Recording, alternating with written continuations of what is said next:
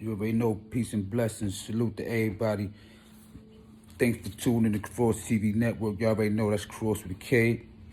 Thanks for everybody to tune in. Appreciate your loyal subscribers. Always tune in, showing me your support, giving me your comments, giving me feedback. I appreciate that. Continue to do that. All those that just getting on here for the first time, or those that's being on here and becoming on here and haven't subscribed, subscribe, hit the likes, hit the notifications. Even if you don't subscribe, hit them likes and notifications. That's mostly appreciated also. You know what I'm saying? Thank you. Y'all already know I never waste y'all time. That's time y'all can never get back from nobody. You know what I mean? So with that, you know I ain't gonna never waste your time or nothing, man. I want to speak on something because y'all be liking, you know, about little jail stories and everything, right? And, you know, a lot of people may not have seen my interview on Queen's Flip when I was talking about the incident that happened in Comstock. And this was in 2001 in Comstock. Just so happened Blue Boy and Dick Wolf and everybody, and they was there at the time of this incident, and they're aware of this incident also. And it's funny because just the other day I was talking to Blue Boy about it, and we spoke about it. So I'm like, well, let me just talk about it because, you know, sometimes, you know, people hear about little things or little stories or whatever. You know, they put their little twists on around it, you know, to sound funny or to be comedians and everything like that. So I just took a page out of 50 Cent book. You know, everybody was trying to disrespect 50 Cent by calling him, you know, Curtis Jackson or using his name against him. So he said, you know what, being that everybody used my name and everything against me or whatever have you, you know, were they trying to be funny or they trying to come at me, whatever, you know, well, let me make my album Curtis Jackson. You know what I'm saying? So now the joke's on y'all. Right now, I embrace that name. So now what you gonna come at me with? You know what I'm saying? It ain't even about that, because, you know, it's always a little moral and story but behind everything I say. You feel me? So yeah, the situation happened, right? One day I goes on a visiting floor. I gets on the visiting floor. My kid's mother is sitting on it, you know, sitting at the table, and she's real aggravated. So I come, give her a hug, grab my kids, give them a hug, kiss, and I sit down like, what's going on? So she like, yo, you know, this female, you know, her and another female had an argument. The female happened to be a little older than her. She was coming to visit her son. You know, so the son was on a visit with me. He's, you know, I could hear his mother telling him what's going on, just like he could hear my baby mother telling me what was going on. After the visit, make a long story short, after the visit was over, me and him, you know, we spoke about it. We gave each other a pound, gave each other a hug, you know, and was like, yo, you know, there's a little misunderstanding, you know, that's my mom's, like, that's your wife, whatever.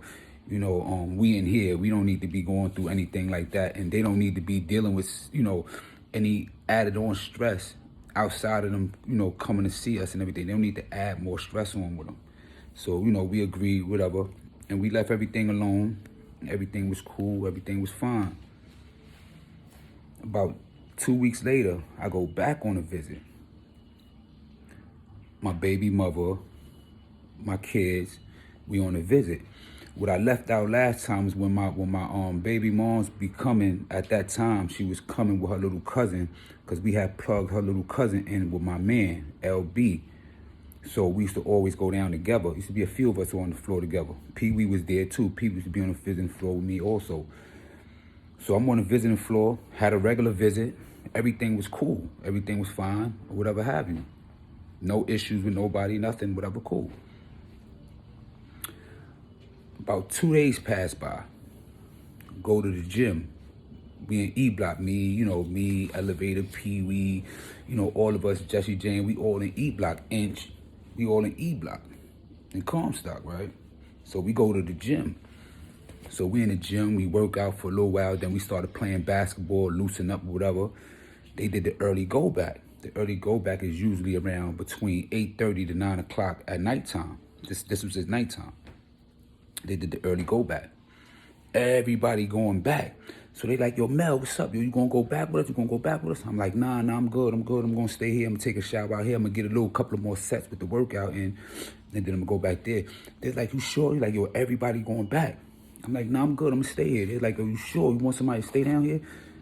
just come back with us. I'm like, nah, I'm good. I'm gonna stay down here. You know what I'm saying? They was like, all right, we'll see you back. You know what I'm saying? Whatever. Gave me a hug, whatever. They left. So I goes to the shower. So, you go to the shower, I take all my clothes off. So when we in your shower, you got your shower slippers on and you got your boxers on. Go in the shower with your wash rag, and your soap. Take a shower. Your soap being a soap dish, take a shower. Took my shower, took about a 5 minute to 7 minute shower. Took my shower, finished my shower. Then, I put on, I was put on lotion. No, I ain't put no lotion, nothing on yet. My bad. What happened was next was I put my towel, around my waist so I could pull off my wet boxes without exposing myself to everybody. And then I was putting on my dry boxes. So as I took off my wet boxes, I went to put on my dry boxes. When I went to put on my dry boxes, something was like, yo, Mel, look. I looked. The dude who my baby mother had an argument with his mother was walking towards me, and he just swung like this. He just swung, like this, and hit me right here. But where it hit me at, it was like right with the band of my boxes band. So you got the band and you got my you got the towel and everything. So it really didn't do nothing. It wasn't really no sharp knife or nothing like that. It really didn't do nothing. It was just enough to just puncture my skin. It was just enough to just puncture my skin and and to make it, just make blood or whatever. So when that happened, I backs up, put my back against the wall. So now my back against the wall, because I know how to bounce off the walls, and everything like that. So I got my back against the wall, because I need to see what's going on, who's around me, how many other people's involved or whatever it can be, watching my surroundings at the same time, make sure I'm good or whatever the case may be, right? So son come to me, so he keep trying to swing the knife, he keep trying to, trying to poke it at me, whatever. I'm blocking it, and I timed him, and anticipated the next time he come, like a boxer do a punch before you weave and do whatever you did. So when he went to do it, I just jumped in, I sidestepped him and jumped into him, and then we fell. So we on the floor, we wrestling for like 2-3 minutes, we wrestling. Mind you, this dude has boots on, he's fully dressed, he has a knife, he got gloves on, and he got 2 other dudes holding the doors down with their knives out, making sure nobody come in or come out, right? Or whatever have you, right? Me, only thing I got on is my boxers at this time. My shower slippers is broken, came off my feet, you know what I'm saying? And I'm on the floor fighting with this dude, whatever. So I ended up getting on top of him, whatever. He wouldn't let the hammer go, whatever. Me and him going back and forth. So I'm like, fuck, let me go get my hammer. And then, you know what I'm saying, then we go gun to gun or whatever have you. So as I'm walking to the door, this is when I realized that, these dudes had hammers and they were standing at the door holding it down. Because as soon as they see me coming, they kind of like slid out the door and was like trying to create distance between me and them or whatever have you. Because whoever don't know, whoever wasn't in Comstock before, if you in a gym and you in the showers, or if you in the gym, whatever case, there's a bubble right there. There's a police bubble right there. You understand what I'm saying? So when you coming out the shower, is the police bubble right there. I didn't go to the police bubble. I made a left and went up, because when you go up, it's like a cooking area and the TV area, and there's lockers there. That's where I have my weapon at. So I'm going to go get my weapon. So when I goes into the day room to go get my weapon, whatever, is a desk right there, and police sit right there. So police like, hey, what are you doing, guy? You coming up here with just your fucking drawers on, man, and it be females up here and everything. Get against the wall. So I get against the wall. Mind you, only thing I got on is my boxers. So I get against the wall. Then he sees like little blood on my boxers. He like, hold up, that's blood? I'm like, huh? And then he started looking over my body, because mind you, I'm naked. So as I'm tussling on the floor, my skin is bruised here. I got scratches, whatever, from rolling up on the floor and everything like that, rolling around on the floor, scraping myself, like, rug burn and stuff like that. So they put the handcuffs on me, took me away, whatever. The very next day, the next 2 days, everybody that had something to do with that, the dudes that held the door down, the guy himself didn't get got because you know, whatever, you know, he ended up getting locked up, whatever. Anybody that has something to do with that, the dudes that were holding the doors down, they got twisted in the yard and everything like that. You know what I'm saying? Or whatever. Once everybody found out what happened, whatever. I'm saying that, I'm telling y'all this story for many reasons. One is that growing up, my moms wanted me to go to prison. As funny as it sounds, she wanted me to go to prison because she said, you're too wild out here. And, you know, I don't know if you're going to die. You know, when you leave out of here, I don't know if you're going to make it back. But at least in prison, I know you safe. You know what I'm saying? I know where you at. I know I can get in contact when I could, or I could check up on you when I want to, or whatever. On this bed that I went through, when I caught the 5 jail cases, you know, did over about a decade in a box in solitary confinement. In a situation like that happened to me, showed my moms that, you know, she was under the wrong impression. She thought that, you know, the guards took care of us, you know, things like this didn't go on. So she was naive to that. So I'm saying this situation for those parents that thought like how my mom's once thought until she understood the real, that really think that, you know, they trying to correct us and everything. No, these are the things that goes on as the norm. Even police beat you up and kill you and everything like that. And I'm going to talk about situations where COs, how they be running down on snitches and everything like that. I'm going to talk about that in another live on my prison, you know, my prison story series and everything that I'm starting to do now, talking about prison issues. So that's one of the reasons why. The other reason why, you know, I told you, gave you the whole 50 Cent spill and everything like that. And the third reason is because I'm an all-around real authentic and I'm a real individual, man. You know, you got people that's in the army going through in the real wars that's been shot, that's been stabbed, they have been kidnapped and everything. That doesn't make them less of a man because they got touched. And any wound that you have is just going to show people that you've been to a war. You understand what I'm saying?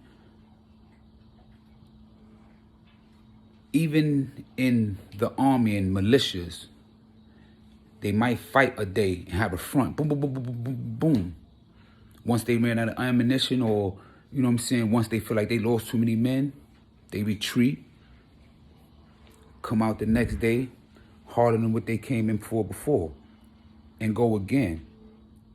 You know what I'm saying? So if you're in a situation, you know what I'm saying, where, you know, you trying to make the odds right and whatever have you, and you're going to go get your hammer, you know, do that. Because things like that might save your life. You know what I'm saying? You have whack people that think that, oh yeah, that's considered run, or that's this, that's the other. These are the same individuals that don't even know what the definition of a snitch is. And these are the same individuals that can't hold water. You understand what I'm saying? So you got to definitely stand firm on what you believe in and your morals and principles. Because at the end of the day,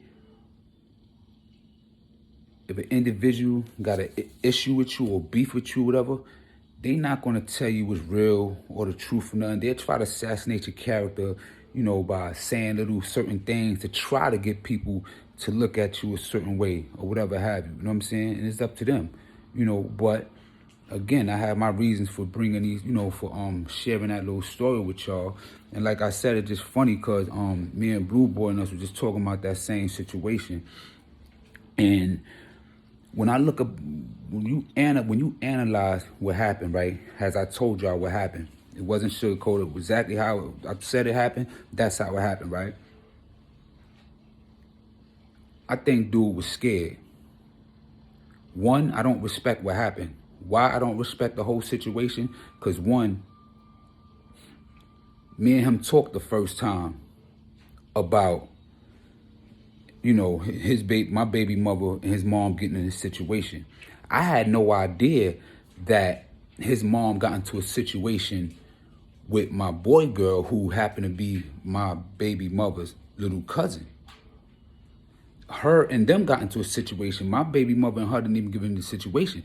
So I wasn't even aware of the situation to even be on point about that situation. You understand what I'm saying? Because, again, that ain't really have nothing to do with me. But I went buku hell shit on my baby mom when I found out about it, because had I would have known about it, certain things could have happened. I could have either just stepped right to him, like, yo, listen, I heard this, that, and the other, you know, or whatever. We could have talked about it. We could have went gun to gun, or we could have did other things. You know what I'm saying? It was 2 days done passed by. This dude done see me multiple times and everything, right? We in a gym. Mind you, you get to the gym around 7:30, 7:30. They, you know, you in the gym or whatever, you know, you in the yard and stuff like that. You waited to after the early go back, to when everybody left and everything, for you and your mans to come down with your knives out, hold the door down, and you come at me. To me, that's cowardice, because if you was a real man, you could just went, you could have stepped to me the same way how we spoke the first time. You could have spoke that way. Or you could have spoken and be like, yo, listen, when we go outside, you know what I'm saying, you know, I want to shake, we want to do whatever, and we could have did that. Or he could have been like, yo, listen, man, we could go gun to gun right now. You ain't got your hammer. My man to give you one right now. We go gun to gun right now. This is what happened, whatever have you. None of that happened. None of that happened. And then the reason why I feel like he was scared also is because when you swung, you went and hit me in my waist. You didn't try to hit me in my lower back. You didn't try to hit me nowhere that could like leave me harm or would it give you the upper advantage. So that told me right there, like, one, he didn't really want to do nothing. So 9 times out of 10, somebody put him up to it. Whoever, you know, heard about the situation, they feel like that was the second time my people violating. So, you know, they put him up to it or whatever. Because that's just think about it. That's like when a person sucker punch you. When a person sucker punch you, they supposed to have a lopsided effect that's going to put them above the opposition. That's why they sneak attack. It ain't going to be no sneak attack and without no harm, and, you know, then, you know, the odds is squared off and we, you know what I'm saying, we fighting, we doing all this, that, and other. It makes no sense. That's why I said in my heart, I know some was scared, and I know that people put them up to do it, those that was finding out about it and they was instigating about it. You feel what I'm saying? But, you know, I don't want to drag it out, you know what I'm saying? I know people that, that's blue peoples and all that, they'll inquire about that, but yeah, that's exactly what happened. And, you know, just stay tuned in for the next episode. I might do a little live today about something, about a couple of little issues and everything, you know what I'm saying? But, outside of that, man, peace and blessings, man. I hope y'all have happy holidays. Y'all just stay safe. And I hope people get something out of that, man, because no matter what's going on, man, if a person going through something in life and they're around you and they don't tell you, it's a form of treason, because it's like they putting your life in other people's hands. They putting your life in danger, like what my baby mom did to me. You know what I'm saying? It was blessed that, you know, it turned out the way it turned out, where I actually wasn't even hurt. You know what I'm saying? But had I wouldn't have seen, and had he wouldn't have been scared, ain't no telling what the outcome gonna come. You know what I'm saying? So you got to sit back and think about it too. And I'm not saying that it was her intention, but it could be sometimes if people intention, they be having little issues and wars and everything that goes on. And then now, you know, they never was around you. Now they certainly want to be around you all the time or whatever. You know, just be mindful of your company a lot. 'Cause sometimes people be hitting little things going on, you know, and then to get you caught up in that stuff like that. You know what I'm saying? You know, but you already know, you're getting it real from here. Thanks for tuning in to Kross TV Network. That's Kross with the K. I hope y'all like the little video. Hit the likes, hit the subscribes. Y'all already know. Let me know how y'all feel. 1.